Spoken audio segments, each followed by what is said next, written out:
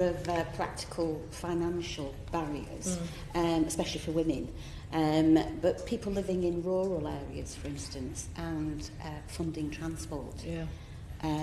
So we haven't discussed that so far, and how we address that.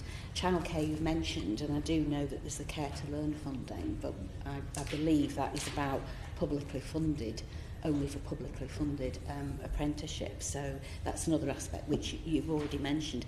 But even just the basics of if somebody has to wear a uniform that isn't funded or smart wear, it's those things that could prevent somebody from having that true accessibility to apprenticeship. Yeah, I mean, transport is a huge one, and either in rural areas or in areas where it's so expensive that it's taking a huge chunk of people's income, particularly if you're on the minimum or less than the minimum wage, which we know quite a lot of our young people are. So we would certainly be, looking to subsidies or, from transport providers or, as I say, bursaries for young people who have little resource to be able to manage living on a very low salary for a period of time.